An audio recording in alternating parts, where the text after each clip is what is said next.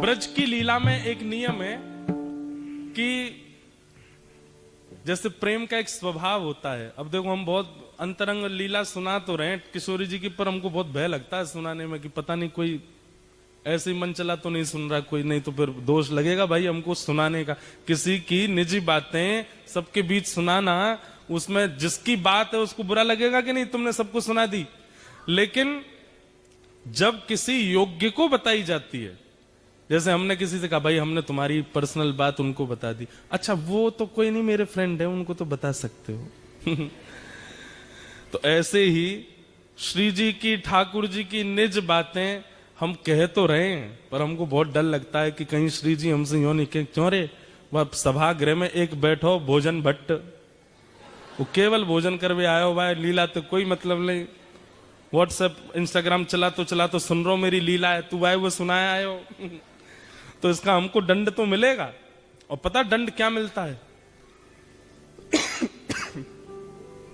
अयोग्य के सामने लीला का प्रस्तुतिकरण करने से क्या होता है? फिर जो लीला सुना रहा है ना, उसको लीलाओं का कुछ दिन तक अनुभव नहीं होता, फिर कुछ दिन के लिए उसके चित्त से लीलाएं चली जाती हैं। इसलिए हमारी प्रार्थना है, अगर आप किसी और भाव में हो तो हाथ जोड़ के प्रार्थना है, एक भाव में आ जाओ और श्री प्रिया प्रियतम की नित्य लीला का श्रवण करो, और बड़े भाव से श्रवण करो। फोन वोन सब साइड धर देना, कोई और विचार करना नहीं। श्री ठाकुर जी प्रिया जी के साथ कैसी लीला कर रहे हैं और उस लीला में प्रेम कितना है, उस भाव को चित्त में धारण करके श्रवण करो, तो हमको फिर दोष नहीं लगेगा। बेमतलब में काय को ऑस्ट्रेलिया बुला के दोष लगाओ, इसलिए भाव से सुनो। तो बात ऐसी है कि प्रेम का एक स्वरूप होता है कि हम प्रेमी से सबके सामने स्पष्ट नहीं बोलते। जैसे जिससे हमारा प्रेम होता है, अगर वो कभी सभा में हमको मिल जाए, बहुत सारे लोगों के साथ हमको मिल जाए, तो हम इशारा कर देते हैं। वो एक शायरी जैसी है, हाँ, नजर से नजर ने मुलाकात कर ली, रहे दोनों खामोश और बात कर ली। बस आंखों से ही हो जाती है कि ऐसे। जो भी आप लोग स्त्री पुरुष ही मत समझना, कभी कभी भाई भाई भी कर लेते हैं इशारों में बात। जैसे घर में मेहमान आते हैं, मम्मी ने समोसे मंगाए, बच्चों से कही भटक मत जाना इसके पास में, वो फूफा जी आ रहे हैं लंदन वाले, वो खाएंगे। बच्चे कह रहे, हे फूफा जी आप पेट भरे आना, खाना नहीं छोड़ जाना, तो हमको तो भी मिल जाएंगे। बाल्यकाल में बच्चों के संग ऐसे ही होता है। तो जैसे ही फूफा जी आते, बच्चे बड़े अच्छे, फूफा जी आ गए, आपके लिए समोसे बनाए मम्मी ने, बैठो। फूफा जी बैठ गए। अब जैसे फूफा जी चाय पी रहे हैं, लड्डू खा रहे हैं, समोसे नहीं उठा रहे, तो दोनों भाई इशारा करते हैं, अब तो हमको मिलेंगे, अब तो हमारे हो जाएंगे। तो ऐसे प्रेम का एक स्वरूप होता है कि आप इशारे में ही अपने प्रेमी को स्थिति बता देते हो। श्री जी और ठाकुर जी सदा भीड़ में ही रहते हैं। क्यों? श्री जी के संग 8 सखी रहती हैं और ठाकुर जी के संग 8 सखा रहते हैं। तो अपनी निज बातें कैसे हों?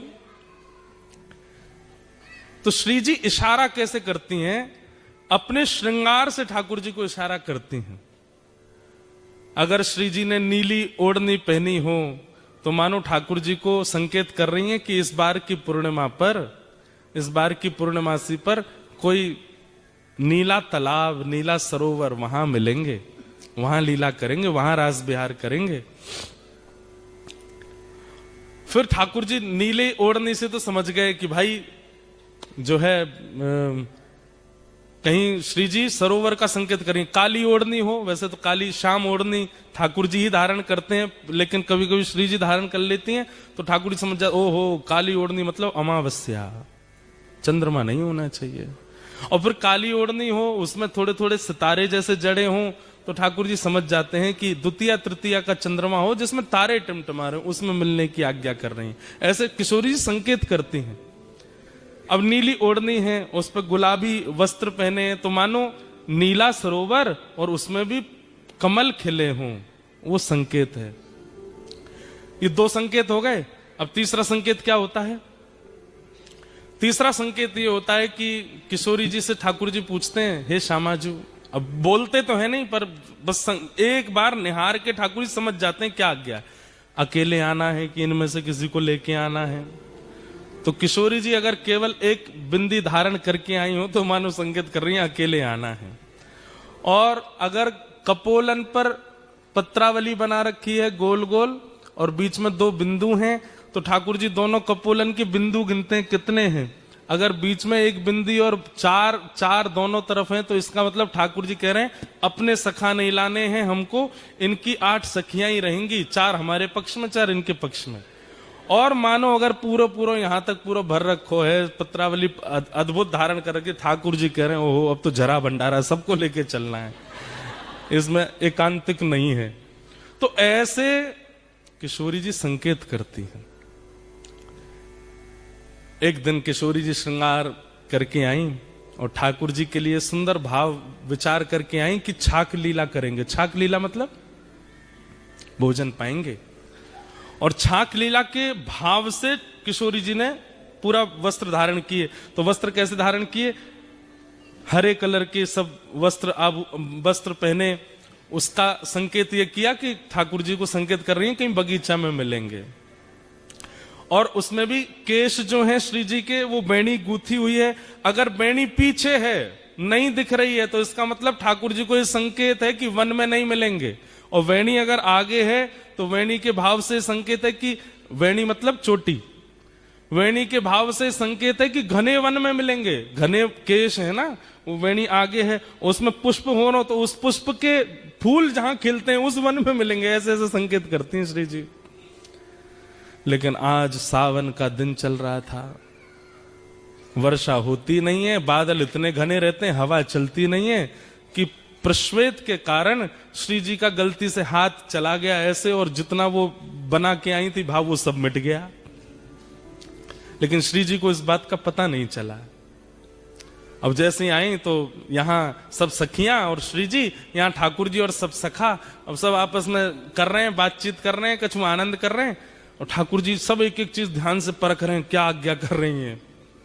अच्छा, हरे वस्त्र पहने मतलब वन में मिलेंगे, केश आगे हैं इसका मतलब सघन वन में मिलेंगे। ओहो, जूही के पुष्प लगे मतलब जूही के वृक्ष, जूही के पुष्प जहां खिलते हैं उस वन में खिले। लेकिन किशोरी जी आज एक संकेत बना करके लाई थी जिसमें छाक का आज्ञा कर रही थी। जैसे एक तो होता है बिंदु बिंदु बिंदु बिंदु बिंदु, ऐसे पत्रावली हो तो समझो कि केवल रास होगा, आप सखा लिया ना, हमारी सखी आएंगी और रास बिहार करेंगे। लेकिन उस बिंदु के भी ऊपर सुंदर सुंदर कुछ आकृति बनी हो तो उसका संकेत ये होता है कि नहीं छाक लीला होगी। सबरे सखांत कहीं अपने अपने घर तक कछु बना के लाएंगे, हमारी सखी सब बना के लाएंगे और फिर वहां बैठ के सब पामेंगे। तो आज छाक वाला श्रृंगार किया तो वो मिट गया।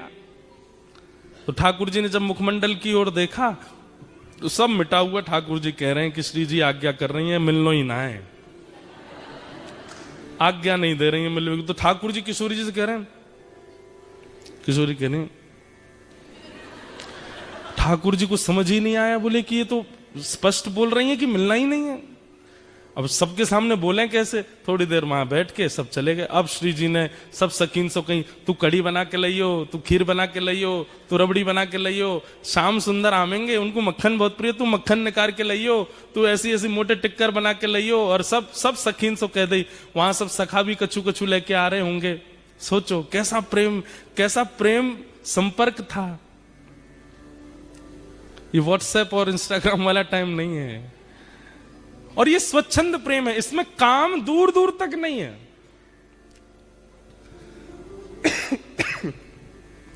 संध्या के समय आज सुबह से सब सखीन ने अपने घर में सुंदर सुंदर प्रसादी बनाई और संध्या के समय श्री जी आ गई बगीचे में। जैसा जैसा संकेत जहां का किया था उसी बगीचे में, उसी पुष्प के वन में आकर के श्री जी आके विराज गई। अब प्रतीक्षा कर रही हैं, ठाकुर जी आ रहे होंगे, ठाकुर जी आ रहे होंगे। अब जब ठाकुर जी विलंब करते हैं ना तो ललिता विशाखा ठाकुर जी की बुराई करने लग जाती हैं। अरे श्री जी तुम भी या छलिया के चक्कर में पड़ गई हो, जे ऐसा ही है। तो श्री जी को और पीड़ा होती है कि उनकी बुराई मत करो। और फिर करते करते बुराई ऐसे कहने लग जाती हैं, हमें तो ऐसा लगे नंदगाम में कोई और गोपी आ गई है, वो और ज्यादा सुंदर है, और वाने बढ़िया अपने घर में कचू रबड़ी बनाई होगी, तो लाला मही चलोगे और मही पेट भर लियो। अब ये सब सुनकर के श्री जी को बहुत पीड़ा होती है। बहुत देर हो गई, ठाकुर जी नहीं आए। वहां श्री वृषभानु भवन से कीर्ति मैया आवाज दे रही हैं, अरे श्यामा, अरे लाली तू कहाँ है, जल्दी आ जा। सब सखी बोली, किशोरी जी अब जावे को समय है गयो, आज मिलन नहीं होगा। तो किशोरी जी के नेत्र सजल हो गए, जा रही हैं। और रास्ता में अब पूरे निर्णय कर लिए, आन दो कल, अब नहीं मिलूंगी इनसे, आज के बाद कोई संकेत नहीं करूंगी, आज के बाद कभी नहीं मिलूंगी, और आज के बाद यूं करूंगी त्यों। सब मन में विचार कर लियो। क्रोध में जाकर के जितनी सामग्री बनाई वो पाई भी नहीं। रात्रि में विशाखा ललिता दोनों सेज सजा रही हैं श्री जी का। तब श्री जी आज्ञा करें, ये जितनी सामग्री बना के लाए हो ना, कुछ पाया तो नहीं? बोले नहीं, कुछ भी नहीं पाया, सब धरो। श्री जी आपने भी नहीं पाया, पालो। बोले नहीं, सब बंधवा के। और हमारे बरसाने में पूर्णमासी है, एक पूर्णमासी है, वो नंदगांव भी जाती है, बरसाने भी रहती है। बोले उसके हाथ सब भिजवा दो नंद भवन, वही वही वही के यहां भिजवा दो, लाला पाले को। क्रोध में जैसे किसी ने आपके लिए बढ़िया घर में व्यवस्था करके रखी, आप नहीं गए तो वो फोटो खींच के भेजता, ले ये सब करके रखा था मैंने तुम्हारे लिए, फूल मंगा के रखे थे, ये करके रखा था, तुम आए नहीं। तो वो कितना भारी लगता है। हमारे साथ तो बहुत होता है ना, क्योंकि हम जहां भी कथा करने जाते हैं 10 लोग बुलाते हैं, वो हमारे घर आओ, 2 मिनट के लिए आओ, तो हम आएंगे, बनाएंगे। अब कोई बेचारा पूरी व्यवस्था करके रख लेता, जब नहीं जाते तो फिर कभी मिलता है, महाराज जी देखो मेरी बेटी सुबह से बैठी थी, हाथ जोड़ के बाहर खड़ी थी, आप आएंगे, दिया बुझ गए, तेल सारा खत्म हो गया घर का, लेकिन आप आए नहीं, हमने ये बना के रखा, वो। अरे मैंने कि मैया क्षमा करो, अब फिर कभी आ जाऊंगा। तो ऐसा होता है। तो उसी भाव से श्री जी ने 56 भोग भिजवाए ठाकुर जी के पास। पूर्णमासी आई ठाकुर जी के पास आके बोली, लाला इतकुआ। अरे पूर्णमासी कहा भर के लाइए आज झोला में? बोले 56 भोग है। काय बात को? बोले श्री जी ने भिजवाया तेरे काजी। अच्छा, आज कोई उत्सव हो बरसाने में, कोई मनोरथ हो? वो ना कछु ना। तो कहा कह के भेजो, काय मारे भिजवाए हुए सब? बोले कछु ना, क्रोध में भेजो है। ठाकुर जी की तो सांस रुक गई। मैंने कहा कर दियो, मुझसे कहा गलती है गई। अब ठाकुर जी विचार कर रहे, अपराध कहां बना, क्या हुआ, कैसे हुआ। तब अगले दिन फिर ऐसा नहीं है कि मिलते हैं एक ही जगह, यहां ठाकुर जी गैया चराने जाते हैं, श्री जी और सब सखियां जो हैं वो दही बेकन के लिए सब सखियां जाती हैं, श्री जी उनके संग जाती हैं, बीच में कहीं भी मिल लेते हैं और थोड़ी वार्ता हो जाती है। तो आज श्री जी रुकी ही नहीं, ठाकुर जी सामने से आ रहे हैं और श्री जी चलती चली गई। अब लाल जी पीछे चरणन में प्रणाम करें, हे श्यामाजू कहा है गो। किशोरी जी तो सुने नहीं, तो फिर ठाकुर जी ललिता जी के पास गए, हे ललिता जी आप बता दो कहा भयो, काय को नाराज बैठी हैं, ऐसो मैंने कहा कर दियो। बंधुओं एक बात मैं बीच में बोल दूं, इन लीलाओं को सुनकर के आप कहीं ये विचार मत कर देना कि भाई ये वही कृष्ण है जो सुदर्शन चक्र धारण करते हैं। हाँ ये वही कृष्ण है, ये वही कृष्ण है जो महाभारत युद्ध में द्रुत गति से रथ को हाँकते हैं। ये वही श्री कृष्ण है जो विराट रूप धारण करके सहस्त्र शीर्षा पुरुषः सहस्त्राक्षः सहस्त्रपात, 1000 मुख 1000 हाथ 1000 चरण जिनके प्रकट हो जाते हैं, ये वही श्री कृष्ण है। लेकिन व्रज वृंदावन में अपने प्रभाव को छुपा देते हैं, स्वभाव में रहते हैं। वृंदावन के श्री कृष्ण अलग ही हैं। ऐसे डर रहे हैं जैसे मानो श्री जी अगर नहीं रीझी तो मेरा तीनों लोक लुट जाएगा। आज घबरा रहे हैं। ललिता जी कह रही हैं हम तो तभी बताएंगे। बोले कब? बोले पहले विशाखा की चरण दबा के आओ, जाओ। ठाकुर जा रहे, अरे विशाखा तू तो बड़ी अच्छी है। नहीं नहीं तुम गोबर चुट्टी बोल रहे थे मुझे उस दिन। नहीं ना आज के बाद लाए बोलूंगा। बोल कहा बोलोगे? अरे तू तो रानी है, तू तो महारानी है। अरे विशाखा तू तो ऐसी है, तेरी भलैया ले लूं। नहीं आरती करो। बोले आरती करता हूं, तू जो कहेगी सो करूं। यूं बता दे श्री जी नाराज काहे क्यों है? सबरी गोपी अपने अपने काम करवा ले ठाकुर जी थे। अच्छा लाला तो एक काम कर, वो ऊपर गोबर उपला थापिया जा। ठाकुर जी गोबर थापने, अरे तू बता दे बस काय बात ते नाराज है। जब खूब थक जाते हैं ठाकुर जी भी, तब बोले वादना श्री जी ने संकेत कियो, छाक लीला को संकेत कियो। रात में सब सामग्री बना के हम वन में प्रतीक्षा करती रही, ना आयो सखान को लेके। ठाकुर जी बोले कब? बोले परसों। बोले कैसे कियो संकेत? बोले पत्रावली बनी, पत्रावली में ऊपर ऊपर सुंदर सुंदर आकृति बनी, छाक लीला को संकेत कियो और नहीं आए तुम। अरे मैं तेरी सौगंध खा के कह रहा हूं, अब मेरी सौगंध मत खावे, मोए अभी जीनो है। ठाकुर जी बोले अरे तू जाकी के बाकी सौगंध खा के कह रहा हूं, मोए ना दिखे। ललिता विशाखा जी बोली नहीं नहीं हमें सब पता है, नंदगाम में कोई गोपी आई है, वाने रबड़ी बनाई, वाके घर। अरे तू जो कहेगी सो करूंगा, सौगंध खा के करूंगा, ऐसा कोई बात ना है, मो संकेत पतो नहीं चलो। तब ललिता विशाखा बोली अब तो श्री जी को मनावे के काजे कोई योजना करनी पड़ेगी। ठाकुर जी बोले कहां करूं? तभी वन में देखी कि दो वृक्ष, और दोनों वृक्षन से एक बेल निकल करके, एक वृक्ष की बेल निकल के दूसरे वृक्ष पर जा रही है। ऐसी एक डाल है, हमारे ब्रज में आज भी ऐसी डाल हैं, और केवल ब्रज में ऐसी डाल हैं जहां वास्तविक स्वाभाविक झूला बने हुए हैं। ठाकुर जी ने वो जैसे ही देखो, ठाकुर जी बोले अब एक तरीका है। बोले कहा? बोले या कुछ झूला बनाऊंगो।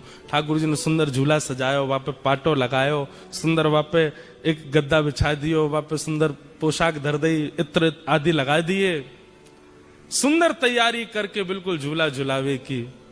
श्री जी झूला का एक स्वरूप है, जिनके घर पे है वो जानते होंगे। कितनी भी टेंशन में आप बैठे हो, कितनी भी दिमाग में कुछ भी चले, झूला पे जाके बैठ जाओ, आप बिल्कुल शांत हो जाओगे।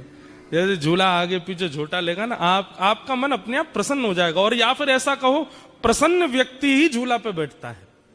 अब प्रसन्न व्यक्ति झूला, उसको कहो झूला पे, अरे मुझे नहीं बैठना, बैठो ना झूले पे। झूले पे वही बैठता है जो प्रसन्न हो। या फिर अप्रसन्न को बैठा दोगे तो उसका जितनी भी अप्रसन्नता है वो चली जाएगी। ये झूले का स्वरूप है।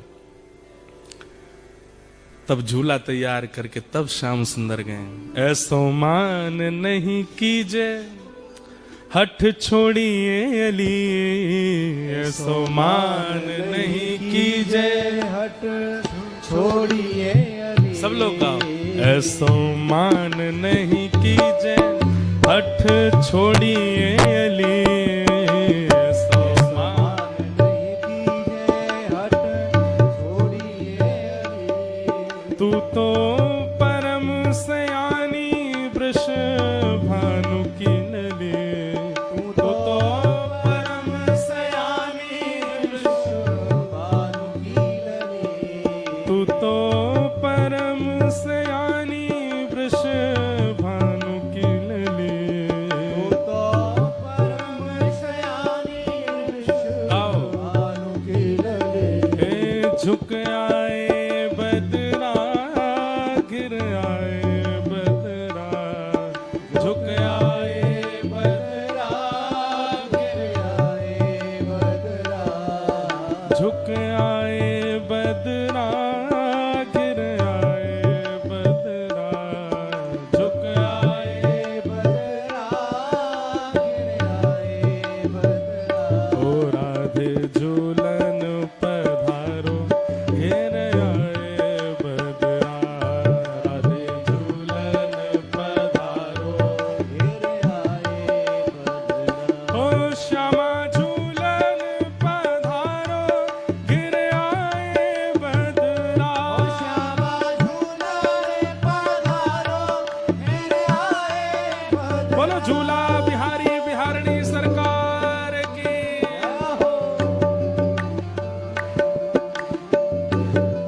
दोनों भुजा उठा करके भाव से करताल बजा के गाओ।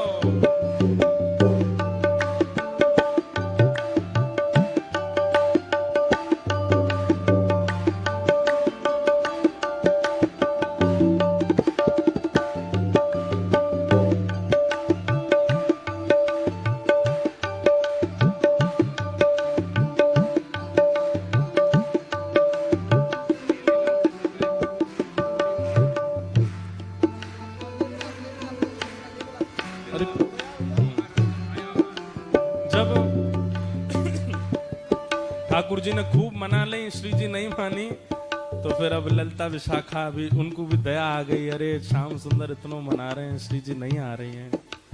तब ललिता जी जाती हैं और किशोरी जी से कहती हैं, हो तेरो रसिक प्रीतम मग जोवत खड़ो, तेरो रसिक प्रीतम मग जोवत खड़ो। ब्रजभाषा है, समझ आ रहा है। ललिता जी कह रही हैं, अरे ये रसिक प्रीतम श्याम सुंदर आपकी बाट निहार रहे हैं, आपको ठाकुर जी दूर जाके झूला के पास बैठ गए। किशोरी जी कह रही हैं कि ठाकुर जी तो कह लो खुद ने बनाया और झूला खुद ही झूल लेंगे। तो ठाकुर जी संदेशा भिजवा रहे हैं, बोले जब तक श्री जी प्रसादी नहीं करेंगी तब तक ना बैठूंगा, पहले श्री जी प्रसादी कर दें तब बैठूंगा मैं। तो तब ललिता विशाखा समझा रही हैं, तेरो रसिक मृतम मग जोवत खड़ो, तेरो रसिक प्रीतम मग जोवत खड़ो। वह तो दो कर जोरे,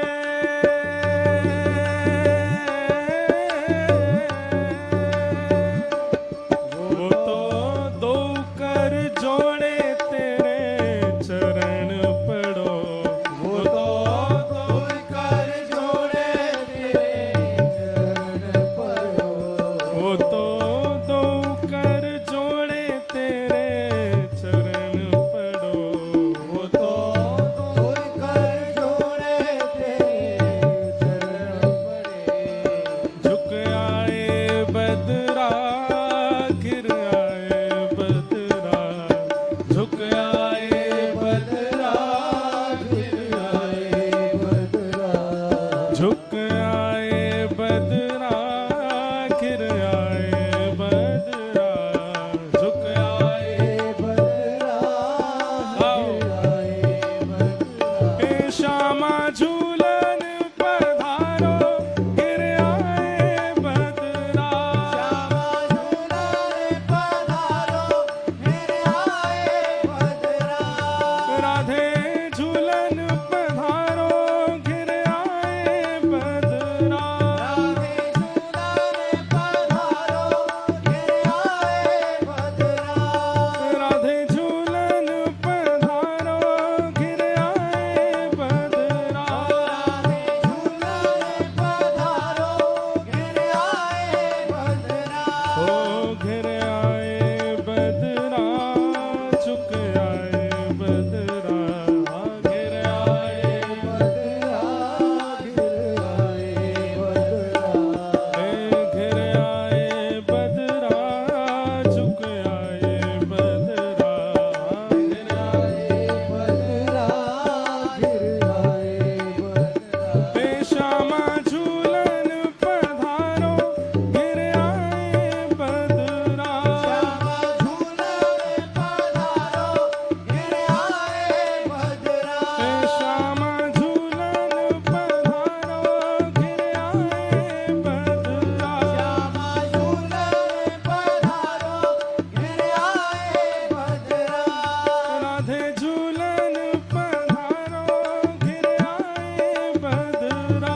राधे झूलन पधारो गिर आए बदरा। सब सखीन ने जाकर के श्री जी को मनायो, हे श्यामाजू ऐसी मेहनत ते छोटे छोटे हाथन से झूला बनायो है, पाटो बिछायो है, वापे रेशमी वस्त्र डारो है। श्याम सुंदर इतना श्रम करके देखो कैसे चढ़ चढ़ के पेड़ पे पूरे झूला की तैयारी कर रहे हैं। ऐसे मत करो, चलो। अंत में श्री जी मान गई। अब श्री जी तो बेचारी हमारी सहज है, नेक में ही मान जाए, मान करें जरूर है लेकिन मान बहुत जल्दी जाए। इतने में किशोरी जी आ गई। अब जैसे ही किशोरी जी आई तब तक ठाकुर जी ऋषिया गए। ऋषियानो समझे? ऋषियानो कहते के ऋषियाना एक अलग भाव है। ऋषियाना का मतलब ये होता है कि जैसे पहले तो देख लो, हमारी बात मान लो, देख लो, खा लो, देख लो हमने बनाया आपके लिए, प्लीज पालो, देखो हम तुम्हारे लिए ये किया, ये देख लो, ऐसे मत करो। जब फिर भी नहीं मानता सामने वाला तो फिर ऋषियाए वाला व्यक्ति, जब आप फिर जाओगे तो अब मैं दूंगा नहीं, ये होता है ऋषियाना। ये गुस्सा नहीं है, अब नहीं दूंगा। अरे अब हम मान गए, अब तुम चाहे जितने माने हो अब नहीं मिलेगा, पहले देना था। तो ठाकुर जी अब रिसिया गए, और जैसे ही ठाकुर जी रिसियाए, श्री जी आ गए। अरे कहाँ है श्याम सुंदर? बोला हाँ यहीं थाड़ो। कहाँ? पाटो काई को उठा लियो या मैं तो झूला में तो पट्टा उठा लियो ठाकुर जी ने। वो धर दो ना ना, हमारो झूला, हमारो पाटो, हमारी सजावट, हमारे हाथ से भाई हम ही झूल लेंगे, ले जाओ अपनी श्री जी को। अरे बड़े घर की है, इनको बड़े घर की चाहिए, ले जाओ, हमें हमने न... अरे देखो ऐसे मत करो, बड़ी मुश्किल से तो मना के। बोले मोह ना मनानो, ले जाओ, वापस ले जाओ इनको, मैं अकेला ही झूल लूंगा यहाँ पे। तो अब यहाँ पे दूसरा विवाद हो गया, श्री जी और ठाकुर जी दोनों में थोड़ी सी हो रह गई। तो श्री जी बोली, अब तक तो बोली नहीं, श्री जी बोली मैं तो यहीं पे बैठूंगी और यही पाटे पे बैठूंगी। ठाकुर जी बोले कोई जिद है? मैंने बनायो, मेरो पाटो, आप कहीं को बैठोगे? बोले मैं तो बैठूंगी, तुम जाके दिखाओ यहाँ पे। ठाकुर जी जान लगे तो सखीन ने घेर लिए, बोले जान नहीं देंगे, हाथ पांव बांध के पकड़ के बंसी वंसी तोड़ ताड़ के धर देंगी तुम्हारी, हमारी श्री जी बैठेंगी अब तो। बड़ी मधुर लीला। तो फिर ठाकुर जी बोले अब ठीक है बैठेंगी, लेकिन वो बात होती है ना जैसे छोटे बच्चों में होड़ होती है, नई कुर्सी लाए पिताजी। तो कई बच्चे ऐसे होते हैं कि कुर्सी खुलेगी तो पहले मैं बैठूं, जो कोई और बैठ जा तो वो इसी बात पे ही रोने लगते हैं कि ये क्यों बैठे, अरे तू अब बैठ जा। अब नहीं, मुझे पहले बैठना था। अब ठाकुर जी बोले मैं पाटो तो लगा दूंगा पर पहले मैं बैठूंगा। श्री जी बोली ललिता जी कह दो इनते, बोले बैठूंगी तो मैं ही पहले। ठाकुर जी बोले मैं पाटो लगा दूंगा, इन्हें झूलना, ये झूल लें, पहले मैं झूल के चलो जाऊंगा तब ये झूलेंगी। अब तो ऐसी स्थिति बन गई, सब सखी सब तो ललिता जी बोली एक काम करेंगे। बोले क्या? एक प्रतियोगिता रखते हैं, उस प्रतियोगिता में जो पार हो जाएगा वो पहले बैठेगा।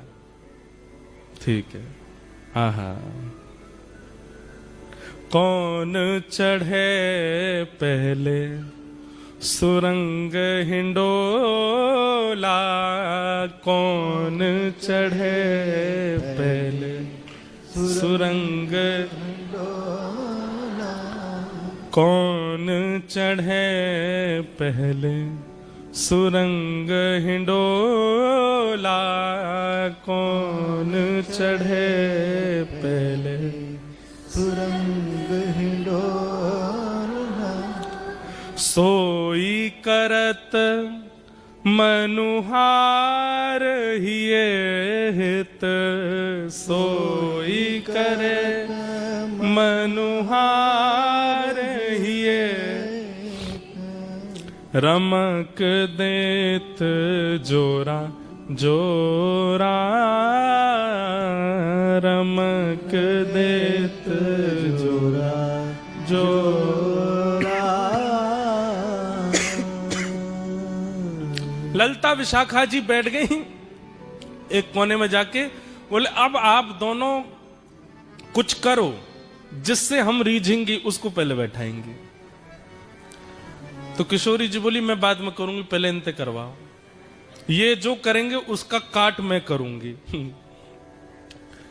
तो ठाकुर जी बैठ गए तुरंत और कहा करन लगे, गावत राग तान मधुर स्वर, गावत राग तान मधुर स्वर, गावत राग तान मधुर स्वर, गावत राग तान मधुर स्वर। और कैसा गा रहे हैं?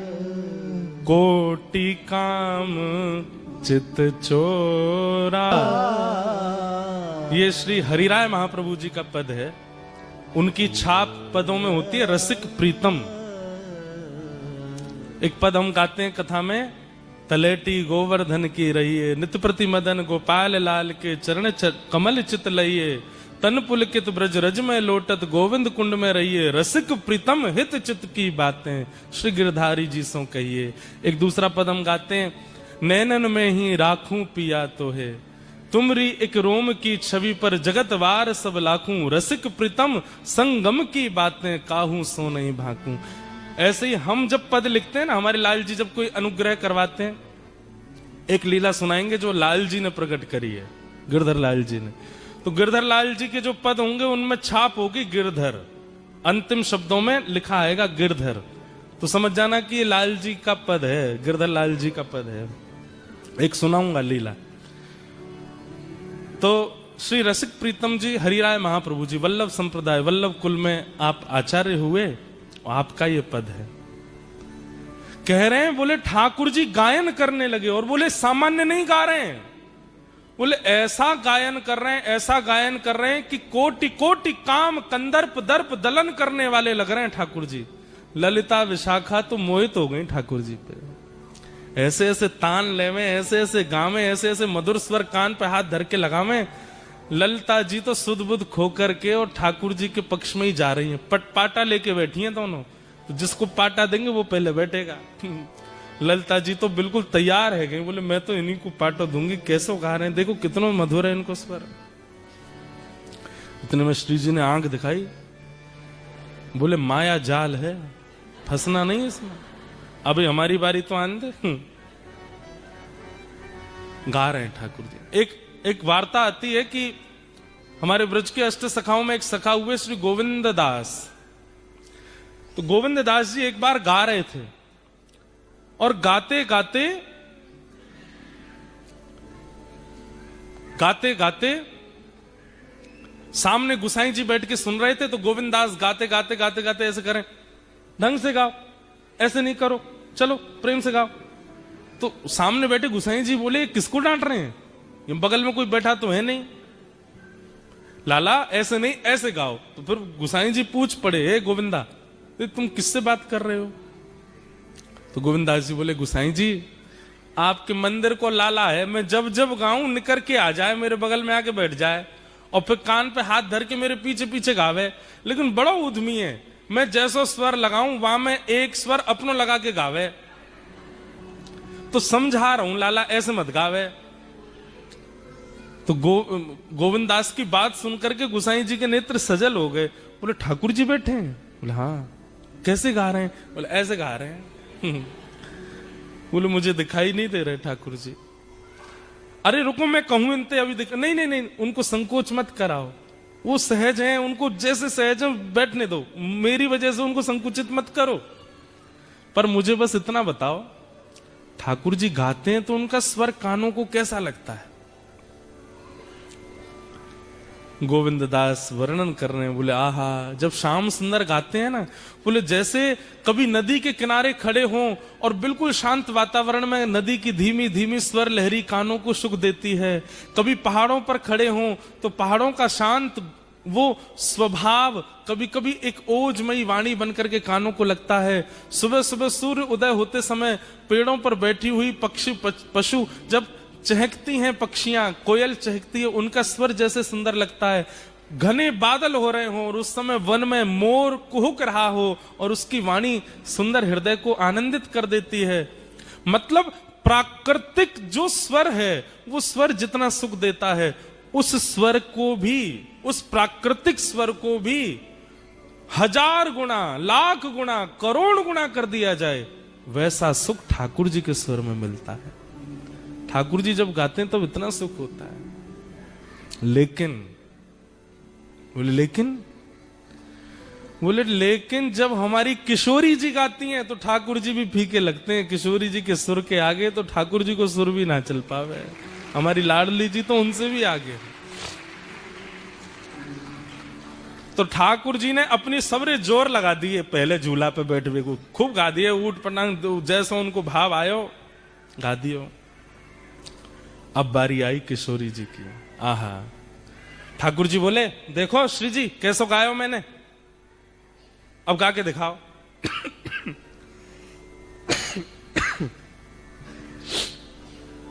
अब ठाकुर जी तो गा रहे थे ललिता विशाखा की ओर मुख करके, किशोरी जी बोली अब मैं गाऊं।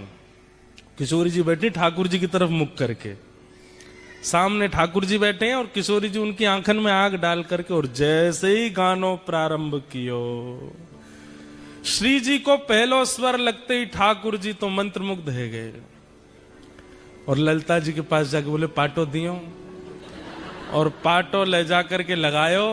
श्री जी गा रही हैं, अपने अंक में श्री जी भर के उठाए ली और ले जाकर के पाटे पे विराजमान कर दी है। की जय। रसिक प्रीतम यह होड़ पिया परी, रसिक प्रीतम यह होड़ प्रिया परी। और फिर क्या कर रहे हैं ठाकुर जी? ठाकुर जी के स्वर की प्रशंसा तो ललिता विशाखा ने करी है, लेकिन किशोरी जी के स्वर को सुन के ठाकुर जी ने पाटो लगायो, किशोरी जी को बैठा दियो और दूर से कोई तृण लेकर के आए और कहीं हमारी नजर नहीं लगे, ऐसे तृण तोड़ करके और किशोरी जी की बलैया लेने लगे। श्री जी को झूला पे बैठा दियो।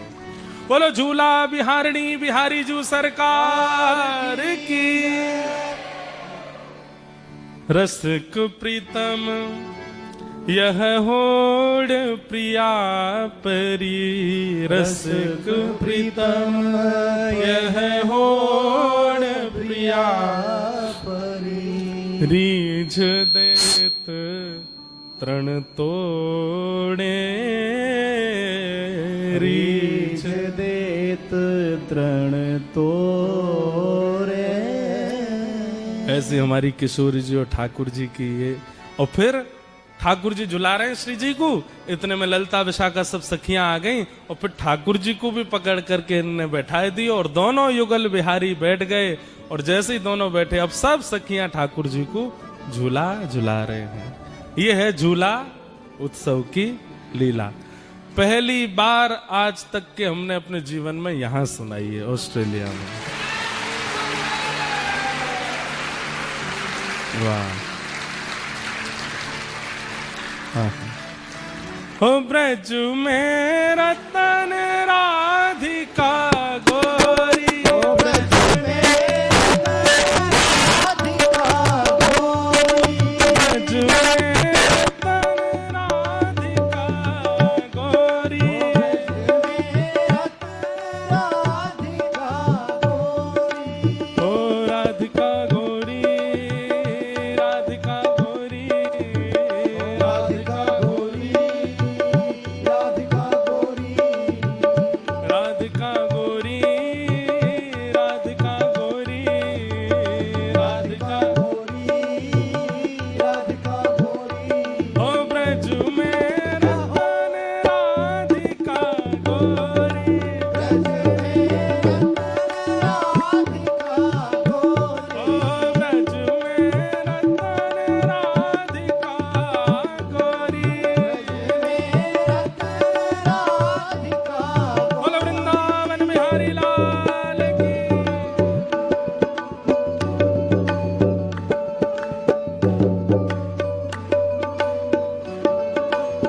बोलो वृषभानु दुलारी की।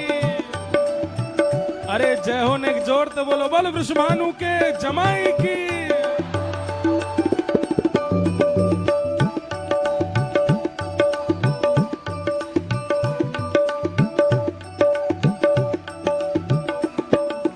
ओ हरलीनी वृषभानु भवन ते, हरलीनी भानु भवन ते, हरलीनी वृषभानु भवन ते, हरलीनी भानु भवन, वृषभानु भवन ते, वृषभानु भवन ते,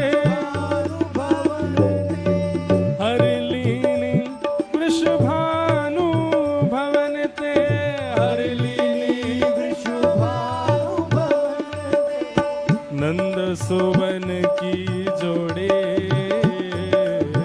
नंद सुवन की जोड़ी, ओ नंद सुवन की जोड़ी, नंद सुवन की जोड़ी। हो ब्रज में नग जय हो जोर की हो ब्रज में, हो ब्रज में, हो ब्रज में रतन राधिका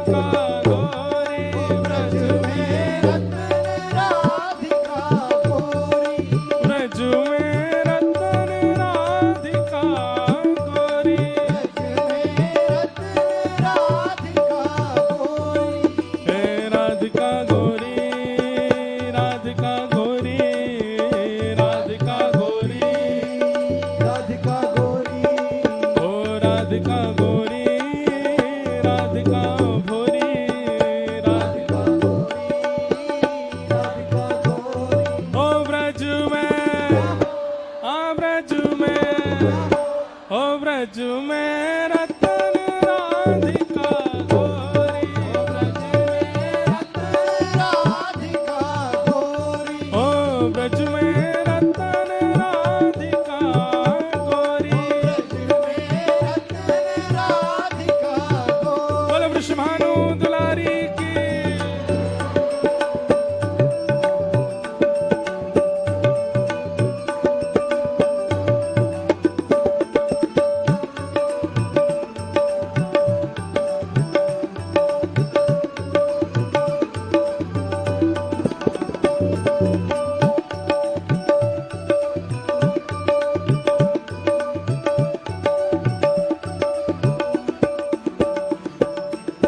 कृष्णदास प्रभु गिरधर नागर, कृष्णदास प्रभु गिरधर नागर, कृष्णदास प्रभु गिरधर नागर, कृष्णदास प्रभु गिरधर नागर, प्रभु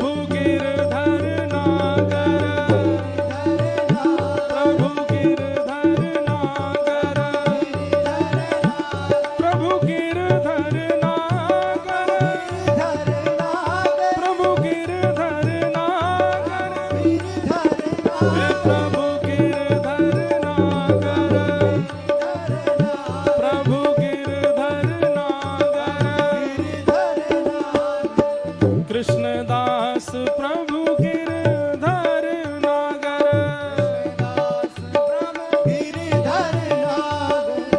नागरी नवल किशोरी, नागरी नवल ओ नागरी नवल किशोरी, नागरी ओ ब्रज में, आ ब्रज में, ओ ब्रज में रतन राधिका गोरी, ओ ब्रज में रतन राधिका गोरी,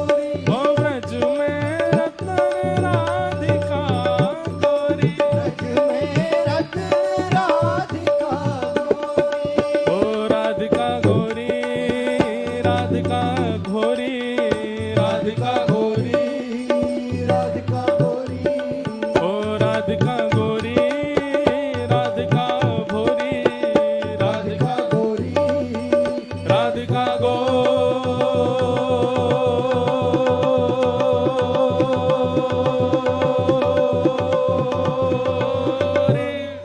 ब्रज में। अभी आवाज नहीं आ रही है आपकी। राधिका गोरी, राधिका गोरी, राधिका गोरी, राधिका गोरी,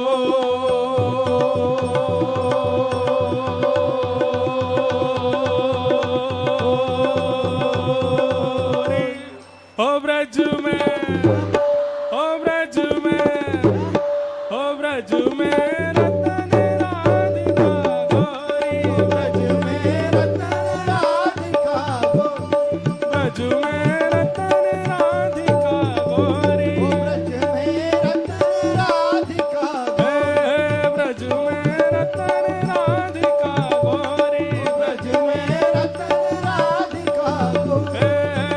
जय राधे राधे, श्री राधे राधे, जय राधे राधे, श्री राधे राधे, जय राधे राधे, श्री राधे राधे, जय राधे राधे, श्री राधे राधे,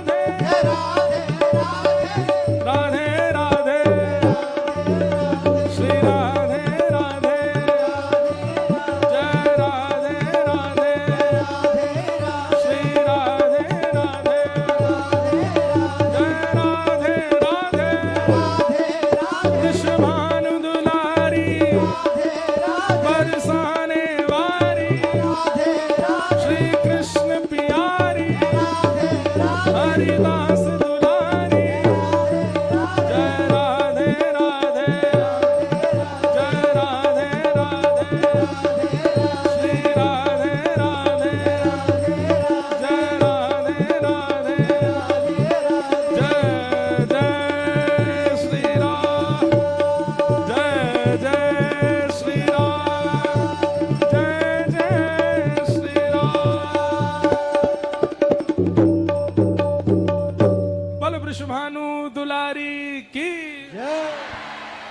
पुछरी के लौटा की उप उप प्यारे। क्या बात है वंशी वारे, शाबाश। बैठ जाओ। हरिलीनी वृष भानु भवन ते, हरिलीनी वृष भानु भवन ते, नंद सुवन की जोड़ी, नंद सुवन की जोड़ी। कृष्णदास प्रभु गिरधर नागर, कृष्णदास प्रभु गिरधर नागर, कृष्णदास प्रभु गिरधर नागर, कृष्णदास प्रभु गिरधर नागर। ओ नागरी नवल किशोरी, नागरी नवल किशोरी। ओ ब्रज में रतन राधिका गोरी, ब्रज में रतन राधिका गोरी। ऐसे हमारी किशोरी जी और ठाकुर जी। ये अब हमारी बात ध्यान से सुनो। ये जो लीला सुनी है, इस लीला का चिंतन कीजिए और चिंतन करने के बाद आप नाम जप में बैठिए। अब इसी लीला का और विस्तार सोचिए। जैसे अभी इतनी लीला हमने सुना दी, अब इस लीला में और आप विचार करो और क्या हुआ होगा और कैसे रहा होगा। एक बार में नहीं आएंगे विचार, और मनगणंत विचार नहीं होने चाहिए तो कुछ भी सोचने लग जाओ, ऐसा नहीं। ऐसा विचार जिस विचार के चिंतन से आपके नेत्र सजल हो जाएं, आपके रोंगटे खड़े हो जाएं, तब समझना कि जो आपने विचार किया है, जो आपके चिंतन में भाव आया है, वो हुआ है, तभी आपको स्पर्श कर रहा है। इसी को कहते हैं हमारे ब्रज के भाव में मानसी भक्ति। कौन सी भक्ति? हाँ, ये ऐसे आसानी से नहीं आती है। इसके लिए खूब नाम जप करना पड़ता है, खूब साधन करने पड़ते हैं, खूब हृदय को पवित्र करना पड़ता है, तभी ये लीलाएं हृदय में प्रकट होती हैं। और हृदय से ये कोई पड़ी हुई लीला नहीं है कहीं से, ये मानसी की लीला है, मानसी की लीला है, मानसी के भाव है। और ये सबके सामने बताने के नहीं होते हैं। हमने बोल दिया है, आपने सुन लिया है, अब आप विचार करके इसको हृदयस्थ रखना। जो लोग कहते हैं हमारा मन बहुत भटकता है, हमें मन में एकाग्रता नहीं आती, हमारा चिंतन नहीं बन पाता, नाम जप में निष्ठा नहीं बन पाती, करो ऐसी लीलाओं को चिंतन करो और इन लीलाओं के चिंतन से मन एकाग्र होगा। आप अनुभव करेंगे लीला का चिंतन करके और फिर नाम जप में बैठिए, कितनी देर नाम जप हो जाएगा और कितनी माला हो जाएंगी आपको पता ही नहीं चलेगा। आप क्या है, नाम का ध्यान करके और मालाओं की गिनती करते हो, इसलिए मन नहीं लगता। मन को लीला में पहुंचा दो और बुद्धि और मुख से नाम जप में लग जाओ, तब वो नाम जप अथा होता है। फिर ये लीलाओं का प्रकाश होता है, सुंदर सुंदर भाव प्रकट होते हैं। तो ये लीला प्रकट की है आज कथा में।